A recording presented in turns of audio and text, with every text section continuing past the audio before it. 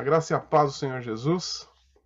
Vamos continuar nossas meditações aqui no livro de Hebreus, Hebreus capítulo 11. Hoje vamos meditar do verso 27 até o verso 29. Tá? Então, mais um trechinho aí da Galeria da Fé. Então, vamos lá. Hebreus 11, dos versos 27 ao 29. Pela fé, ele deixou o Egito, não temendo a ira do rei, e perseverou como quem vê aquele que é invisível. Pela fé, celebrou a Páscoa e a aspersão do sangue, para que o destruidor não tocasse nos primogênitos.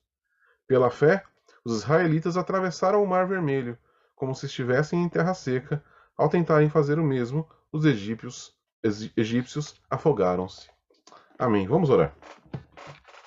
Senhor nosso Pai querido, agora que vamos meditar na Tua Palavra, pedimos que Teu Santo Espírito possa iluminar a nossa mente, o nosso coração, para entender tudo que o Senhor quer falar com a gente. Em nome santo de Jesus oramos. Amém. Muito bem. Então aqui, claro, estamos falando, o texto está falando de Moisés, ainda continua falando de Moisés e do povo de Israel, né?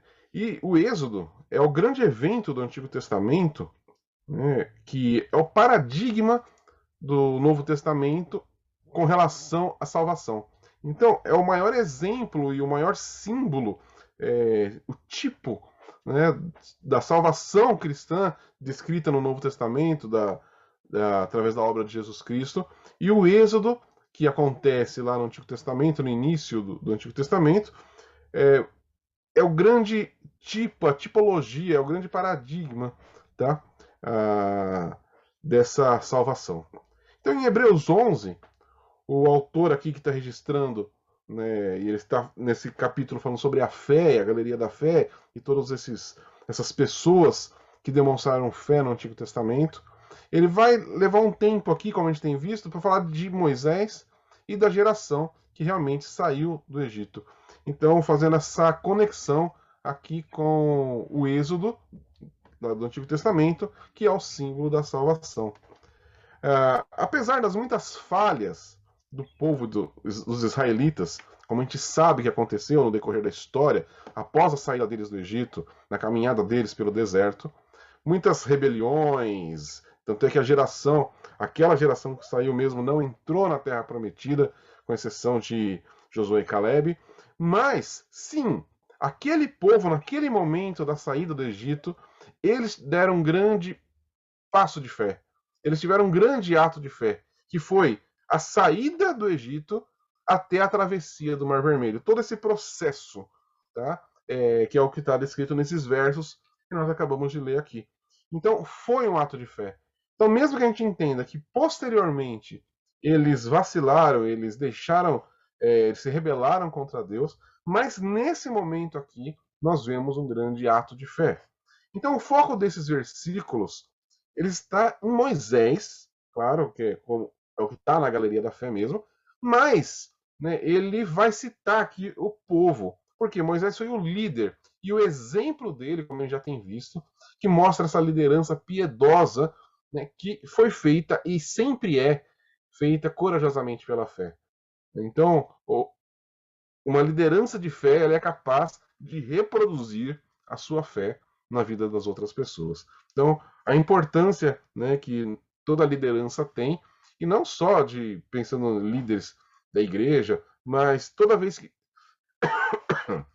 nós que temos podemos influenciar as pessoas, então nós temos que mostrar a nossa fé, influenciando outras pessoas a desempenharem a sua fé também, como é o próprio exemplo aqui do nosso escritor aos Hebreus, que está escrevendo isso para infundir fé no coração daqueles nossos primeiros irmãos e para nós, ok? Então aqui, ó, vamos a nossa primeira parte aqui, então é do medo para a fé, tá? Nossa primeira parte aqui que a gente vai meditar. Hebreus 11, 27, ele apresenta um problema exegético, tá? Relacionado com a partida de Moisés do Egito. Né? Parece que é um negócio meio complicado, mas eu acho que é importante da gente falar. Porque o versículo 27 ele diz o seguinte: pela fé, ele, Moisés, deixou o Egito, não temendo a ira do rei, e perseverou como quem vê aquele que é invisível. Tá? E qual que é o ponto aí? A questão é sobre a partida de Moisés ao texto. Que partida de Moisés o texto está se referindo? É a primeira partida, aquela que após ele ter matado o capataz egípcio, que está lá em Êxodo capítulo 2, ou a partida que ocorre muito mais tarde, em Êxodo mesmo, no capítulo 12. Tá? Se a gente faz uma leitura inicial, parece que está falando da partida anterior, por causa da sequência. Ele fala aqui, ele já emenda na Páscoa. Tá? E o principal problema é que essa leitura pode contradizer o registro de Atos. De Atos não, do Antigo Testamento. Êxodo 2,14 diz que Moisés estava com medo. Tá? E o versículo 15 mostra fugindo de Faraó. Só que o nosso texto aqui fala que ele não teve medo, ele não temeu a ira do rei quando fugiu. Então, muitos comentaristas falam, então está falando da saída junto com o povo, no próprio Êxodo. Mas essa análise também vai ter alguns problemas. Primeiro, se o versículo 27 se refere ao Êxodo, então ele está fora de ordem com o verso 28, que menciona a celebração da Páscoa. Percebe? Então, fica um problema aí, né? E aí, se a gente pensar nisso, por que o escritor aos Hebreus ia sair da sua rota, né? De defender, só para defender a ideia de que Moisés não temeu o faraó? Então vamos entender o porquê disso e por que eu levantei essa questão. Tá? Pela importância da fé possuída por Moisés para o argumento geral da carta, né? Lembra qual que é o objetivo da carta aos Hebreus? É por causa dos nossos irmãos judeus lá do primeiro século que estavam desanimando da fé, querendo voltar ao judaísmo por causa das perseguições, por causa do medo, da aflição que eles estavam sentindo. Então, o argumento aqui todo é muito importante para o objetivo da carta. O escritor, então, ele busca explicar a afirmação do medo de Moisés em Êxodo 2, verso 14. O relato de Êxodo diz que era medo do faraó. Tá? A partida dele, então, foi pela fé, já que ele sabia que Deus o tinha chamado para libertar o povo. O que é importante? Moisés ficou com medo? Ficou sim. Só que a sua fé em Deus superou seu medo e ele partiu para esperar pelo Senhor. Tá? E é isso que a gente tem que entender aqui. Então, essa interpretação do verso 27, ela pode até não estar certa, a gente pode até saber, mas qual foi a intenção realmente do autor? Aqui, a que momento ele estava se referindo, a gente não tem como saber. Só na eternidade a gente vai poder descobrir quem foi que escreveu e perguntar para ele. Mas até então, né, a gente tem que pensar então no quê? No objetivo da carta. Tá? E aí isso vai ajudar a gente a entender esse texto. Se o cenário, pensando ali, era Roma, Império Romano, perseguição de César, e a perseguição de César pudesse ser evitada por meio da renúncia a Cristo, tá? E o retorno ao judaísmo, que era que os nossos irmãos estavam passando, então havia um impressionante paralelo entre a experiência de Moisés e a que eles estavam passando. Beber uma aguinha.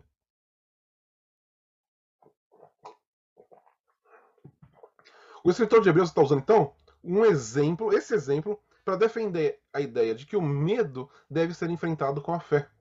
Tá? Se a gente pensar, eles estavam ali sofrendo perseguição do Império Romano, e se eles negassem Cristo e voltassem ao judaísmo, estaria tudo bem. Como seria com o povo de Israel. Eles saíram, mas se os egípcios estão atrás da gente, vamos voltar, aí fica tudo bem. Percebe? Então a situação é muito semelhante. Então, esses cristãos, né, do início do século aqui, eles não deviam recuar na hora da sua aprovação em face da perseguição de César, que era um rei que não era nada diferente de Faraó. Era um imperador que era rígido e que tinha um exército e que tinha poder, que tinha riqueza, tá? Possibilidade de infringir sofrimento àquele povo, né? Mas eles têm que permanecer firme na sua fé em Deus, tá? E aí a pergunta, como foi que Moisés então permaneceu firme? E como que os cristãos judeus podiam fazer o mesmo? E como que nós hoje podemos fazer o mesmo? Então a resposta está no final do verso 27, que ele perseverou como quem vê aquele que é invisível. E sempre assim, é sempre assim que o povo de Deus triunfa sobre as circunstâncias ameaçadoras. É sempre dessa maneira. Foi assim com Davi diante de Golias. Foi assim que ele derrotou Golias. Pela fé naquele que é invisível, né? Lembra das palavras de Davi? Eu venho em nome do Senhor. Né? Pois, Davi não foi lá, não, porque eu sou legal, eu sou bom demais, eu sou forte, sou treinado, anos de experiência na guerra, então eu vou enfrentar Golias sem medo. Não, Davi não tinha nada disso. Davi era pequeno, Davi não tinha experiência de batalha, mas ele falou: mas eu venho em nome do Senhor. Um ato de fé também foi com os 3 amigos de Daniel, lá, Sadraque, Mesaque e Abdenego, que ficaram firmes diante do rei da Babilônia e foram lançados, sim, na fornalha. E eles não temeram a fornalha. Por quê? Por causa da fé em Deus, naquele que é invisível. As palavras deles, né? Se o Senhor quiser nos salvar, ele vai nos salvar. Se não quiser, louvado seja o nome do Senhor. Vamos continuar adorando. Então, eles depositaram a sua fé naquele que é invisível. E o mais legal dessa história é que ele se tornou visível lá, o quarto homem dentro da fornalha, porque eles creram no invisível. Então, eles viram o seu Senhor, invisível à vista, mas evidente para a fé. Né? Davi não viu, os 3 não viram. E também foi assim que Moisés encarou o seu antigo fracasso, o seu impulso em fugir em vez de lutar, e as suas longas décadas esperando pelo tempo de Deus enquanto vivia no deserto. Então, ele foi conhecendo o Deus invisível. Tá? Um grande exemplo cristão, mais moderno, vem do reformador John Knox, né, que foi o grande reformador da Escócia. Tá? E ele sofreu grande perseguição pela, pela rainha da Escócia, que era católica romana, tá? E que queria matar ele mesmo. E ele foi perguntado como que ele pôde confrontar, se manter firme, né, contra a rainha da Escócia, e ele respondeu: uma pessoa não teme a rainha da Escócia quando tem estado de joelhos diante do Rei dos Reis. E essa é uma grande verdade. Como que eu vou temer uma autoridade humana se eu tenho estado diante do Rei dos Reis constantemente? Então, essa é uma prova de como os cristãos, né, como Moisés pôde, como os cristãos ali do primeiro século puderam enfrentar o Império Romano e como que nós hoje podemos enfrentar as aflições e as perseguições que o mundo coloca sobre nós, se colocando de joelhos diante do Rei dos Reis todos os dias, entendendo: eu tenho um Deus que é sobre todos. Ele é todo-poderoso, ele é o Senhor dos senhores, ele é o Rei dos reis. E se nós continuarmos olhando para aquele que é invisível, que parece uma coisa paradoxal, mas não, porque nós olhamos para as Escrituras, nós olhamos para a revelação do nosso Senhor, mesmo ele sendo invisível. Nós cremos naquilo que é invisível, que é como o nosso capítulo 11 começa, naquilo que a gente não pode ver, os nossos olhos não vê, mas nós temos certeza da sua existência e da sua presença. Então nós depositamos a nossa fé no Deus invisível e podemos ser fortalecidos e nos mantermos firmes diante de qualquer provação aqui nessa terra. Amém? No segundo ponto aqui, uma fé que guarda a palavra de Deus. A ênfase do texto parece ser uma contínua percepção espiritual, como eu já tinha até citado das outras vezes, que Moisés teve uma percepção espiritual, né? E não só Moisés, mas Abraão e todos os outros que foram citados aqui. Né? Isso está plenamente de acordo com a ideia desse capítulo, né? Que é: a fé é a garantia que se espera e a prova do que não se vê. Lá o versículo 1. Então, Moisés, ele tinha certeza da promessa de Deus e, portanto, do futuro. Ele deixou o Egito esperando pelo tempo de Deus em que aquele futuro se tornaria real. Moisés sabia. Ele não entendia como. Ele não sabia como ia ser o processo. Ele só sabia que sim, Deus tinha um plano de livrar os israelitas do Egito. E Moisés creu nisso e aguardou o tempo de Deus para que isso acontecesse. Sem dúvida, esses anos de espera foram longos. A gente sabe que ao todo foram 40 anos. Né? Até Atos 7:23 lá vai nos dizer sobre isso. Agora, inicialmente, a mudança de cenário ali de Moisés pode não ter sido reanimadora, né? Na verdade, o começo ali, né? Vamos pensar um pouco como a gente se sente, né? Moisés sai do Egito, ele tinha acabado de matar um egípcio, e ele tem essa promessa de ser o libertador do povo de Israel, e ele sai, não, eu vou sair agora, vou me organizar, vamos voltar, Deus vai estar comigo, e a gente vai, e aí passam-se 10 anos, e né, esses 10 anos viram 20, que depois 30 e depois 40 anos. Então, foi uma provação de fé para Moisés. Né? Pensa em nós, né? Será esperar 40 anos para realizar, para ver a realização de um plano que Deus falou, não, eu vou realizar através de você. E aí se passam 10, 20, 30, 40 anos e Moisés ainda não viu. Isso foi uma prova de fé para Moisés. Mas, né, ele estava trabalhando com Deus estava trabalhando com um propósito na vida de Moisés. Deus estava moldando a vida de Moisés até que chegasse o tempo em que Moisés estaria assim, agora pronto e pudesse voltar para o Egito. Tá? Um escritor chamado Peter Lewis, ele comentou sobre essa questão de Moisés, ele falou o seguinte: Moisés passou seus primeiros 40 anos se tornando alguém lá no Egito. Depois, seus segundos 40 anos se tornando um ninguém. Então Deus pôde usá-lo. Foi um aprendizado de fé. Eu achei essa percepção maravilhosa desse escritor, desse autor. Que ele falou, então, Moisés passou 40 anos sendo educado no Egito para se tornar um faraó. Mas ele sai de lá e agora ele passa 40 anos se tornando ninguém. E aí então Deus pôde usá-lo.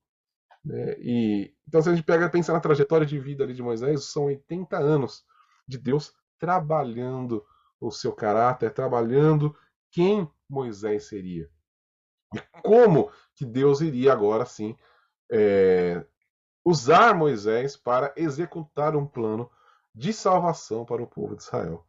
Tá? Então, é muito interessante isso, né? Como esse fato dos segundos 40 anos, esses segundos 40 anos aqui da vida de Moisés, dele ter se tornado um ninguém.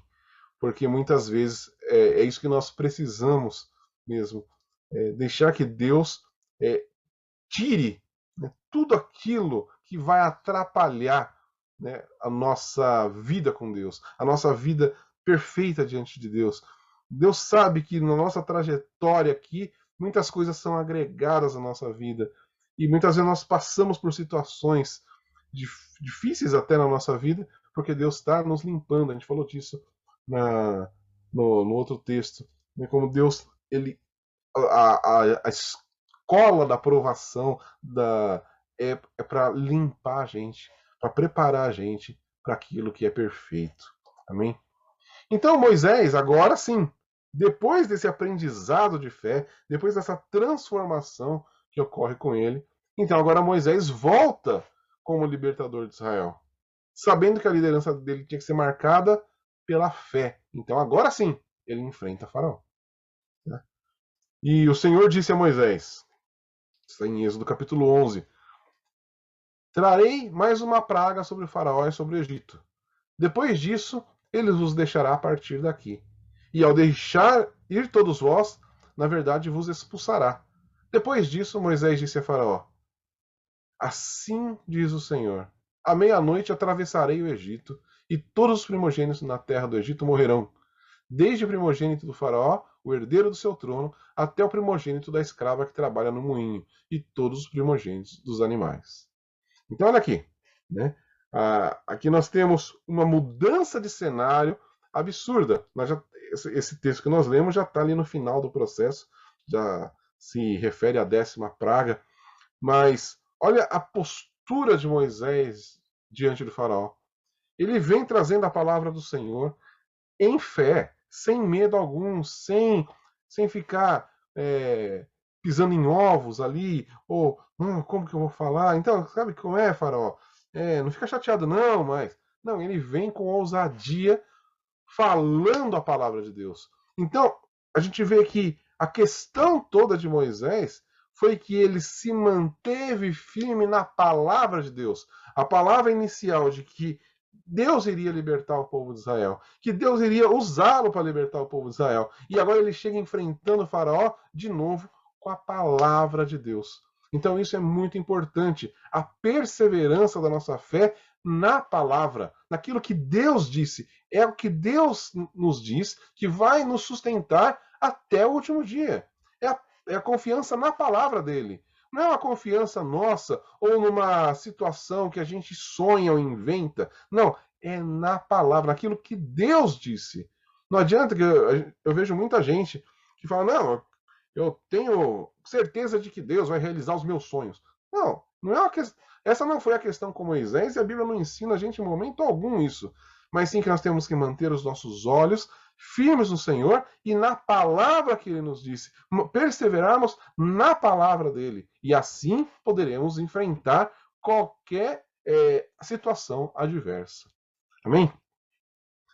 E aí, depois desse texto que a gente leu aqui, que vem a 10ª praga, né, como Moisés disse aqui, então assim foi celebrada a primeira Páscoa, que é a qual o verso 28 então vai se referir como incidente de grande fé de Moisés. Né? Deus disse a Moisés que os israelitas teriam que fazer o quê? Sacrificar um cordeiro sem defeito e espalhar o sangue dele sobre os umbrais das suas casas. Vocês conhecem bem a história lá. Então o anjo da morte, vendo o sangue, passaria direto e a terrível praga não visitaria quem estivesse com o sangue nos umbrais das portas. Isso daí está tudo escrito lá em Êxodo, capítulo 12, dos versos 1 ao 13. Você pode ler com calma lá depois. Tenho certeza que você conhece a história, mas é muito interessante perceber os detalhes. Depois você lê lá com calma, que é muito legal. Tá? Então, há várias maneiras da gente ver a fé de Moisés em funcionamento nesse trecho aqui. Primeiro, as várias pragas opuseram os deuses visíveis do Egito contra o Deus invisível, que é quem estava por trás de Moisés. Um após o outro, os ídolos egípcios foram envergonhados nas pragas. Né? Vocês lembram das pragas lá? Então, existia um ídolo egípcio que chamava Hapi, que era o deus do Nilo. E o que acontece com o Nilo? Deus transforma as águas em sangue. E aí tinha um outro ídolo lá, que era o Requet, que era a rã. O que acontece? Há uma invasão de rã e as pessoas ficam desesperadas. E temos o Amon-Ra, que é o deus Sol. O que acontece? O Sol ficou tapado. Deus tapou o Sol. Ou seja, mostrando que não tinha nenhum ídolo do Egito capaz de enfrentar o nosso Deus. Nosso Deus tem controle absoluto sobre todas as coisas, que nós sabemos, ele é o Deus criador de todas as coisas. Ele tem o poder e a soberania sobre tudo. Então Moisés, ele não temia um Deus moldado de matérias visíveis, mas um Deus verdadeiro e invisível. E ele mostrava isso, ele mostrou isso para o faraó, porque Moisés acreditava na palavra do Senhor, mais uma vez. Então, porque ele acreditou na palavra, ele e seu povo foram salvos. Né? As cenas que a gente vê lá em Êxodo, da ousadia de Moisés, da fé de Moisés, enfrentando o faraó e os seus sacerdotes, né, que vinham lá com magia e feitiçaria, e Moisés não se intimidou em momento algum. Por quê? Porque ele tinha uma palavra de Deus. E ele foi firme com a palavra, toda vez, porque assim diz o Senhor. Porque o Senhor disse assim. Essa é a palavra do Senhor e isso vai acontecer. Né? Não adianta que você reclame, não adianta que você esperneie ou que você vá contra. Se Deus disse, é assim que será. Tá? Então Moisés cria na palavra de Deus. Agora, não fica claro, voltando a falar dessa parte da Páscoa aqui, não fica claro até que ponto Moisés percebeu o significado da primeira Páscoa. Tá? Foi dito a ele que o sangue do cordeiro faria com que o anjo destruidor passasse direto. E provavelmente, né, sem total compreensão, Moisés ainda assim agiu por fé. Né?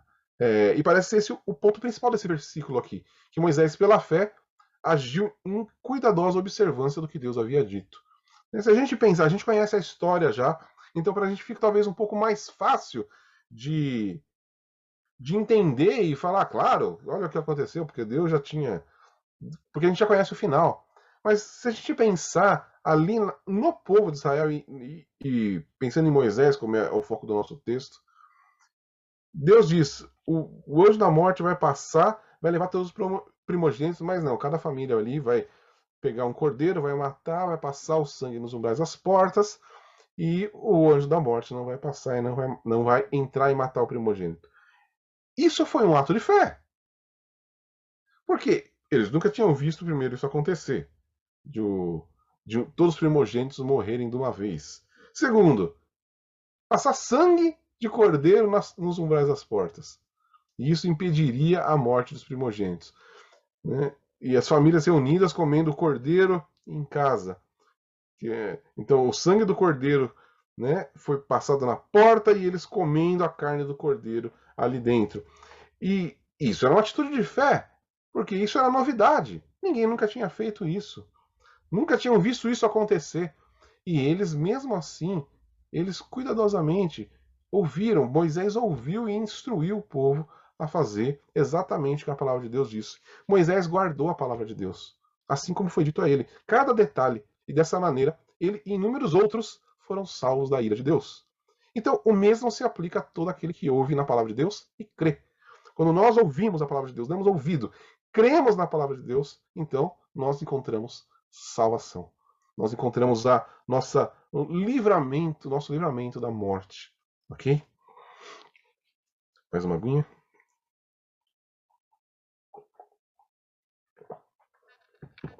Agora a gente vai para uma outra parte que é exatamente falando do Cordeiro Pascal, já que estamos falando da Páscoa.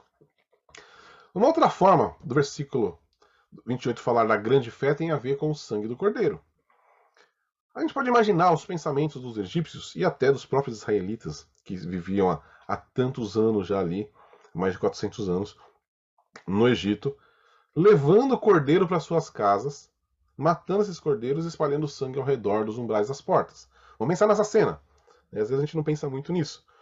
Então, cada família israelita pegando um cordeiro, né, levando para sua casa, e daqui a pouco, né, a pessoa sai de casa ali e começa a passar o sangue nos umbrais das portas. Né? Eles estão. Os egípcios, e acaba aqui os israelitas também, né, mas principalmente vamos pensar nos egípcios aqui, eles estavam muito familiarizados com o sacrifício de animais. Porque eles tinham vários rituais ali, né, de sacrifício de animal para seus vários ídolos, né, seus vários deuses ali. Mas, o ponto ali, em todos esses sacrifícios de animais, eles tinham objetivos diferentes. Sempre que o objetivo era fazer um ritual para um sacrifício para proteção, eles sempre usariam o sangue de um animal feroz, de um animal forte, tá? Nunca de um animal indefeso. Então eles devem ter olhado aquilo e falado, eles estão fazendo errado. Eles estão querendo se proteger e estão pegando o sangue de um cordeiro. O sangue de cordeiro, do cordeiro é indefeso. Então eles não vão chegar em lugar nenhum com isso. Né? Então eles estavam estranhando o fato de matar um animal e usar o seu sangue para proteção. Mas sim de usar um animal que não fazia o mínimo sentido se usar para proteção em qualquer ritual de feitiçaria ali, como eles faziam. Tá? Eles pensaram, não, usar um sangue, tem que usar um sangue de um leão. Tem que usar um sangue de um urso, de qualquer outro animal feroz. Mas não, o cara usar do cordeiro. Tá tudo errado. Né? E por que os israelitas puderam agir dessa maneira? Por causa dos olhos da fé, que estavam vendo um outro sacrifício maior, mesmo que eles não entendessem. Pela fé, eles agiram em fé e eles estavam ali fazendo um paralelo àquele outro sacrifício bem maior, um que é necessário por causa do nosso pecado e que nos protege para sempre da ira santa de Deus. Tá? Então, independente da profundidade com que Moisés e toda a geração ali do povo de Israel, daquela geração, compreendeu o pleno significado do Cordeiro da Páscoa, a ligação seria bastante clara para os leitores da carta aos Hebreus, que é o principal ponto aqui do que a gente está vendo. A gente não está lendo lá Êxodo, a gente não está meditando lá em Êxodo, a gente está meditando aqui em Hebreus. Então, quando o escritor aos Hebreus traz essa referência à Páscoa, lá, agora fica muito claro aos olhos desses nossos irmãos e fica muito claro para nós, né, que isso tem uma conexão muito clara. Para eles ficaria clara a ideia de que eles têm que ser salvos da mesma maneira que Moisés foi. Se eles estavam querendo ali pensar, não, nós temos que voltar aos ensinos de Moisés, ao judaísmo. Então, olha o que o autor está trazendo. Olha como que Moisés foi salvo. A ira de Deus, ela virá sobre a cidade do homem. E ele certamente cairá sobre os seus opressores ímpios. Mas, se vocês quiserem escapar da morte que tal julgamento traz, como Moisés, então eles teriam que ser achados seguros sob o sangue de Jesus Cristo. A única maneira deles se verem livres da ira era sob o sangue de Jesus Cristo. Então, se o sangue de um cordeiro preservou os judeus ilesos ali em meio aos egípcios e na presença de uma destruição tão grande como foi que aconteceu ali, muito mais seremos salvos pelo sangue de Cristo, o qual não foi borrifado nos umbrais das nossas portas físicas aqui, mas em nossa alma, em nós, né? Nós fomos borrifados com o sangue. O sangue foi aspergido sobre nós para nos purificar dos nossos pecados e assim nos livrar da ira de Deus, nos livrar da morte. Moisés, ele se apegou pela fé no sangue do Cordeiro Pascal. Assim sendo, né, se esses cristãos judeus iam recorrer a Moisés em vez de a Cristo, a antiga aliança em vez da nova aliança, eles estariam abandonando aquilo por meio do que o próprio Moisés foi salvo, sua fé na obra de Cristo para a salvação. Então, essa é a grande mensagem que o autor está trazendo aqui. Se vocês estão olhando para Moisés, vocês estão pensando em voltar, mas Moisés foi salvo pela fé no sacrifício do Cordeiro. Moisés já estava olhando com os olhos da fé lá para frente.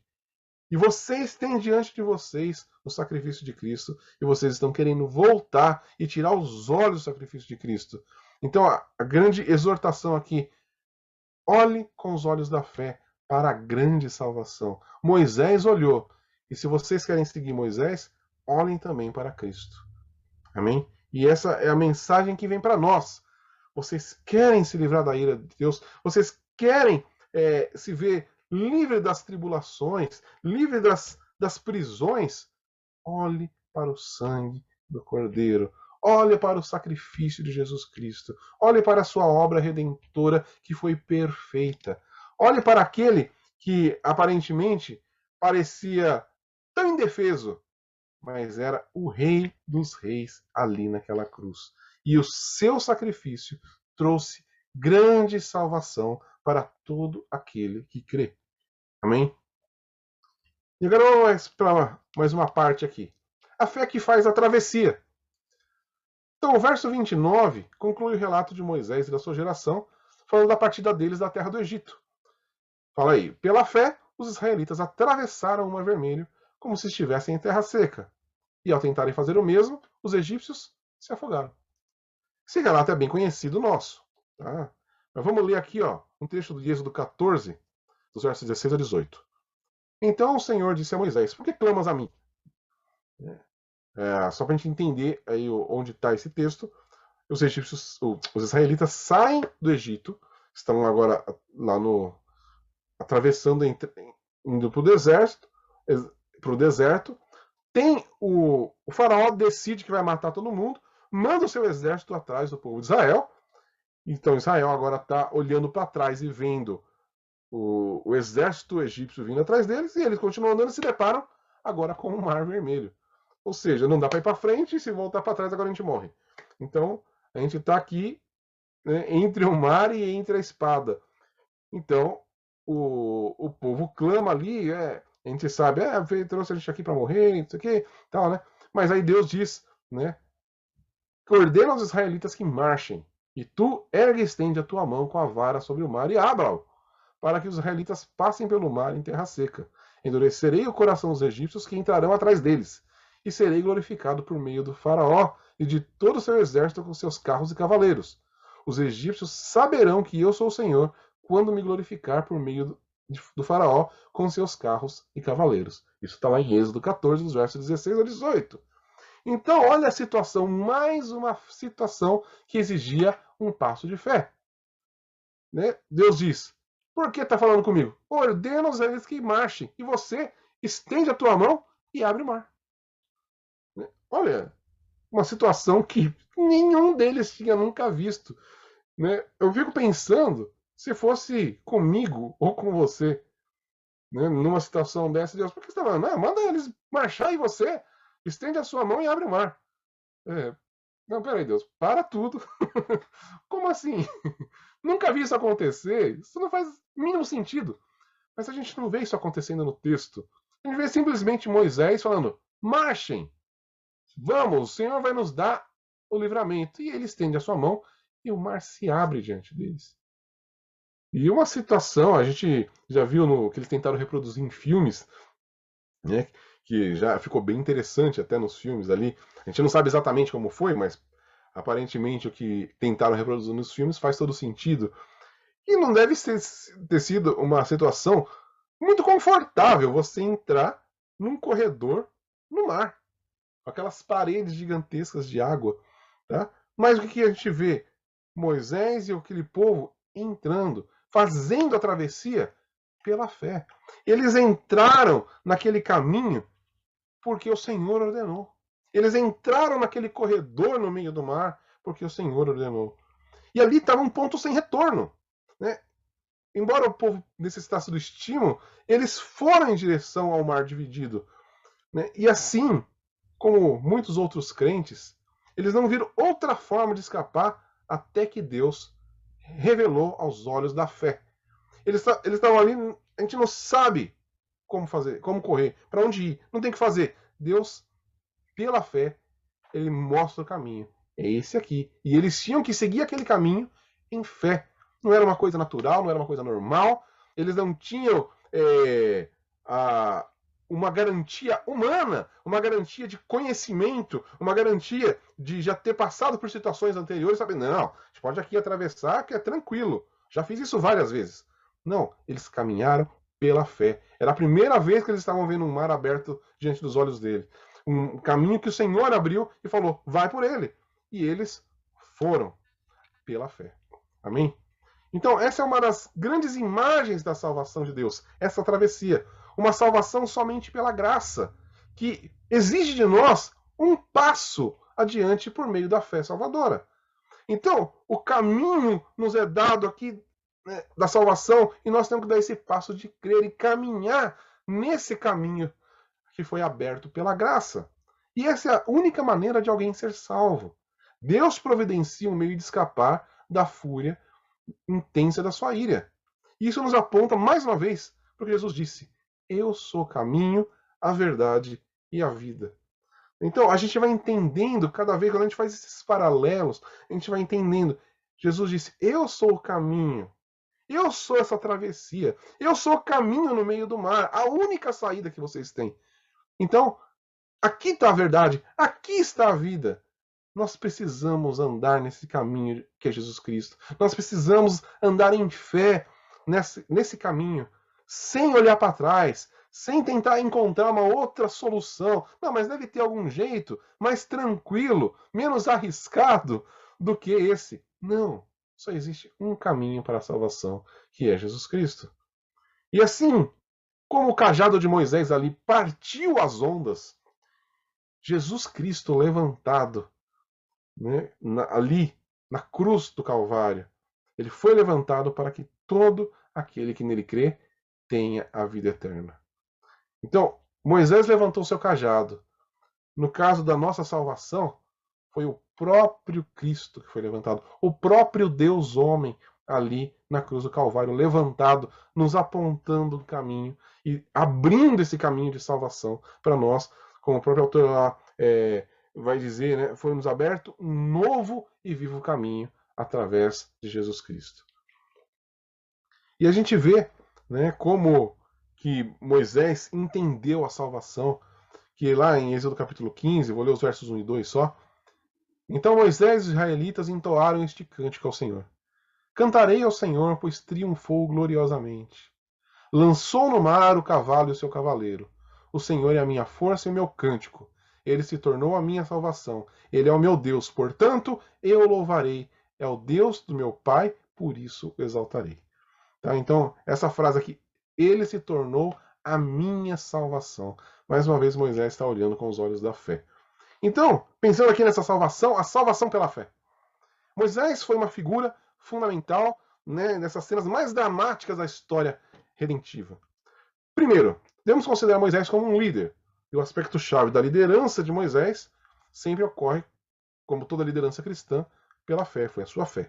O sucesso de Moisés como um líder piedoso consistia não somente por sua própria salvação, mas na transmissão da sua fé para os outros. Então Moisés mostra o valor da liderança que inspira a fé. Eu já falei um pouquinho disso no começo. Em segundo ponto, devemos refletir sobre a maneira como a fé de Moisés, né, serviu como antídoto para o medo e o perigo. E esse é o ponto principal desses versículos em Hebreus 11. Então, nós vamos sentir medo, nós vamos sentir o medo do perigo, da aflição, da perseguição à nossa volta, desse peso que o sistema do mundo coloca sobre nós? Sim. E aí a fé é o antídoto para que a gente possa se livrar desse medo e enfrentar as situações adversas. Terceiro ponto. O exemplo de Moisés deixa muito clara a diferença entre fé e incredulidade. A incredulidade teme o rei, encolhe-se diante dos poderes do mundo, né? Se assusta com a tribulação, com a provação, desaba diante da pressão, da oposição. Só que os olhos da fé, por outro lado, olham para esse mundo com olhos muito diferentes. Antes de tudo, sempre vê um Deus que é invisível. As pessoas elas não compreendem, pois elas são cegas para a realidade da glória de Deus. Nós, pela fé, contudo, vemos a Deus. Mas ele continua invisível, mas pela fé nós vemos. Nós vemos Deus agindo na história. Nós vemos Deus presente em todas as situações que nos cercam. E vemos Deus libertando do temor, né, e nos libertando das aflições, nos libertando das tribulações, né, porque ele é todo-poderoso. Mesmo que ele nos permita passar por um tempo, ele sempre nos mostra uma saída, ele sempre nos mostra um caminho de salvação. Então a fé nos permite olhar para esse mundo e vê-lo da maneira como Deus vê. O nosso mundo está sob juízo. E assim como o destruidor dos primogênitos que visitou o Egito lá atrás, assim a ira santa de Deus vai sim visitar toda impiedade. O Novo Testamento, deixa eu pegar mais uma aguinha aqui. O Novo Testamento nos mostra o Evangelho como uma espada de dois gumes. Até nós já vimos isso aqui lá em Hebreus capítulo 4, no verso 12, mas também está lá em Apocalipse 1,16, que o Evangelho é uma espada de dois gumes. Quando a gente pensando um pouquinho ali, né, as águas do Mar Vermelho, elas são um símbolo especialmente adequado à segunda vinda de Cristo. Assim como as águas do dilúvio de Noé também, tá, que também está citado aqui em Hebreus 11. Então, assim como a travessia do povo de Deus pelo mar, a vinda de Cristo trará bênção sobre o seu povo. Só que ao mesmo tempo terá juízo sobre os inimigos. Foi isso que aconteceu. O mar ali se abriu, o povo passou, era o caminho de salvação. Aquele mar, aquela travessia, foi a salvação dos israelitas. Mas quando os egípcios entraram ali, aquele foi o fim dos egípcios. Todos eles morreram ali naquelas águas. Então isso mostra exatamente, né, a vinda do nosso Senhor, né, vai ser algo muito parecido. Olha o que Paulo diz em 2 Tessalonicenses 1, dos versos 7 ao 10. Quando o Senhor Jesus se revelar no céu, com seus anjos poderosos em chama de fogo, punindo os que não conhecem a Deus e os que não obedecem ao Evangelho do nosso Senhor Jesus Cristo. Estes sofrerão como castigo a perdição eterna, longe da presença do Senhor e da glória do seu poder, quando naquele dia ele vier para ser glorificado nos seus santos e admirado em todos os que houverem crido, pois crestes em nosso testemunho. Então, exatamente essa cena que a gente vê lá como esse exemplo de Moisés e o povo de Israel atravessando o Mar Vermelho, como a volta do nosso Senhor Jesus Cristo, como Paulo nos apresenta aqui em Tessalonicenses. aquele dia vai ser um dia glorioso para nós. Nós veremos o nosso Senhor vindo nas nuvens. E toda a nossa expectativa sendo realizada.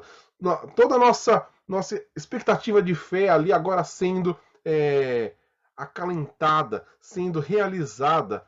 Mas, para todos aqueles que não creram, será um dia de juízo. Será um dia de extremo sofrimento. Será um dia de ira de Deus caindo sobre eles. Então, a volta de Cristo ela vai ter dois lados. O lado daqueles que creem no Senhor Jesus e o lado daqueles que não creem. Todo olho verá Cristo vindo nas nuvens. Nós, quando vemos Jesus Cristo nas nuvens, nós vamos glorificar. Eu acredito que vai ser uma alegria que a gente nunca sentiu na vida. Mas para aqueles que não creram, vai ser uma tristeza profunda. E que diferença então a fé faz? Hoje, ela significa a diferença entre o medo e a perseverança corajosa. Então, ou nós focamos no medo ou focamos na perseverança. Não, eu creio, o Senhor está comigo. Ele tem grande salvação. E mesmo dos que os cristãos primitivos lá necessitavam, os nossos primeiros irmãos aqui de Hebreus. Tá? Nós necessitamos hoje fazer essa opção. Não, eu vou abraçar o medo, vou abraçar aqui essa insegurança, ou eu vou abraçar a fé, mesmo em meio à adversidade. Tá? Entretanto, sempre ele será um significado muito maior naquele dia que está por vir, que é onde os nossos olhos realmente devem estar. Quando os céus se partirem, como uma vez ocorreu com o Mar Vermelho, e Jesus voltar para trazer salvação àqueles que confiaram nele e juízo sobre aqueles que o rejeitaram. Apocalipse 22, 20, lá no finalzinho da Bíblia, ele diz o seguinte, Jesus dizendo, certamente venho em breve. E todos que olham para ele com fé, afligidos neste mundo sim, mas nunca destruídos, eles clamam em resposta, amém, vem, Senhor Jesus. E isso é o que a fé faz com a gente. Nós estamos neste mundo, mas nós olhamos e cremos na palavra. Certamente vem em breve. E nós respondemos, amém.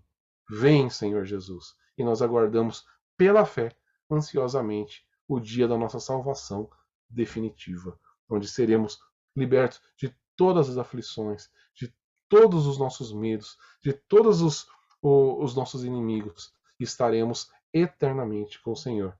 Mas, para isso, precisamos nos agarrar à fé na salvação que o Senhor nos traz. Amém? Espero que você tenha sido abençoado, tenha entendido tudo isso que nós falamos e que possamos perseverar em fé na salvação que o Senhor nos proporciona, que é Jesus Cristo. Amém? Que a gente persevere em fé por todos os dias até que Ele venha. Deus abençoe vocês.